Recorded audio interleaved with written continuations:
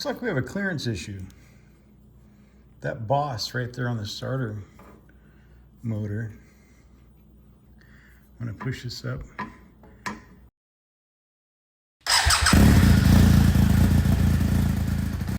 There it is.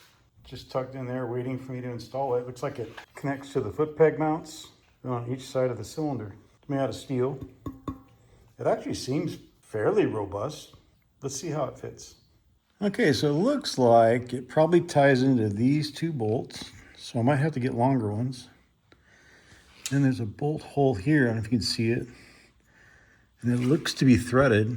There's one on each side of the cylinder. And I'm guessing that's where that goes, right? Let's see. Those two were to go back here. And then this goes up here. Yep, I believe so. All right. Let's pop these off and see how much longer I need to buy or find. I mean, that's maybe 1 millimeter thickness, so looks like there's a washer in there already. I don't know. Let's pop them out and see what we find. I'm gonna say the stock bolts are more than long enough. That's threaded in 3 threads. So yeah, I'm gonna go ahead and use the stock bolts. I'm just gonna loosen these up, slide it on. I'm gonna try to find some bolts that'll go in here. They look like they're 5 mil. I don't know. Let me see what I can find. All right, I found a couple of these guys. I think it says 10.5 on it. And they screw all the way in. So there's plenty of threads biting and they won't screw so far in as to damage the cylinder, right? I found one of these would have been cool to have too. That would have been perfect. There would have been more cool factor involved, but oh well. We'll go with these two and see how it turns out. Looks like we have a clearance issue. That boss right there on the starter motor.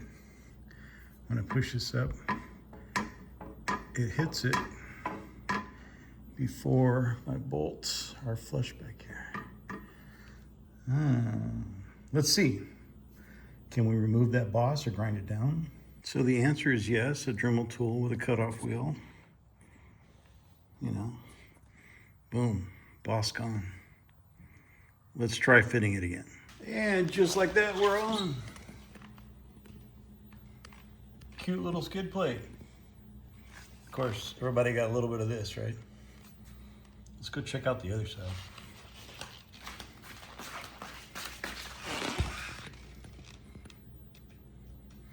There's a hole for the oil drain, so that should be good. Doesn't seem to be, I mean, I might have to do a zip tie here, I think, to hold this. This is the high tension wire to the starter motor.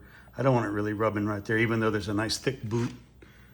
It'd be nice just to keep it away. And there's a hole right here that I can run a zip tie through and just connect that like that. Yeah, that's what I'm gonna do.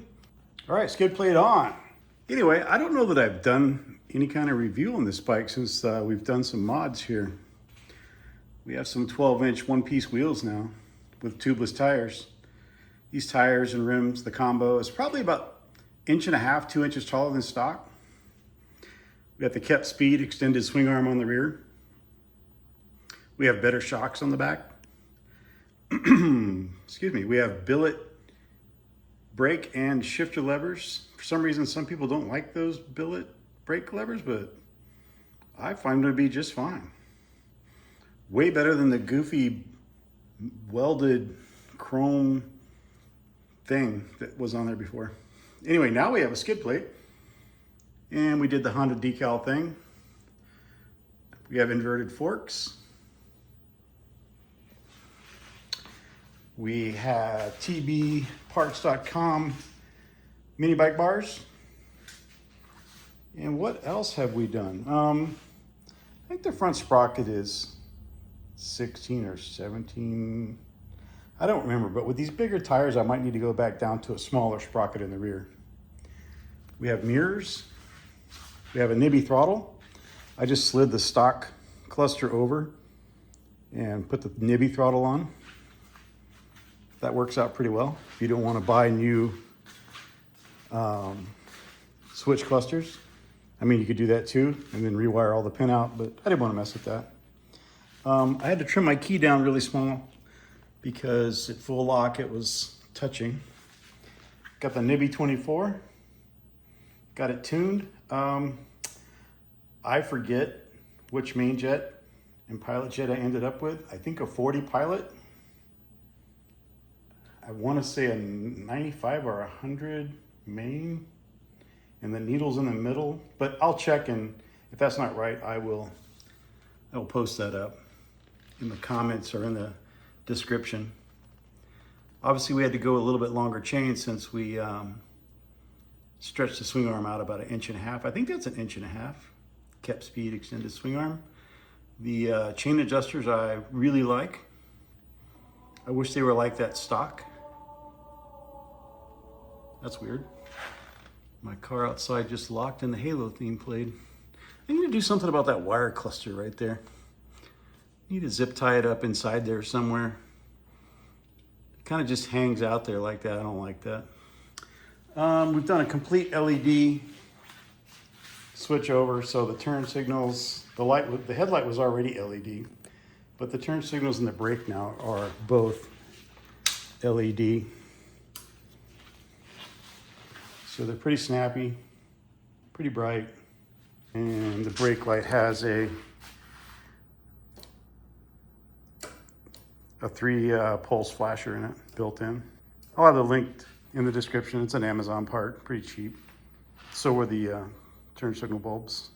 But yeah, mirrors. Oh, I almost forgot about the mirrors. Swapped these out. Didn't really like the chrome doohickeys, solid wire thingies, so went with these, and then you can just fold these out of the way when you're on the trail. But yeah, it's a cool little bike. We're having a blast on them. Still recommended. Of course, I've sunk more money into this one, but yeah, it's kind of the idea from the get-go anyway. For me on this bike, I wanted to mod one up a little bit, make it a little taller for me, maybe a little bit better suspension for my weight, and so far it's worked out great. She'll do like 45, yeah, maybe 50, 55 now. It's screaming at 50, 55 though, so I'm gonna go with 45 miles an hour, and that's more than fast enough with these little tiny tires, in my opinion. Big brother over there, or big sister, whatever you want to call it.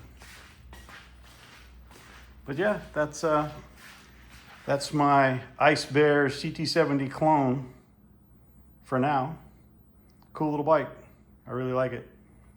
The nostalgic part of this was actually the first bike, or a bike like this one, rather, a CT70. The first bike I ever rode by myself. So that was quite a few years ago. I want to say it was early 70s. I might have been 11 or 12.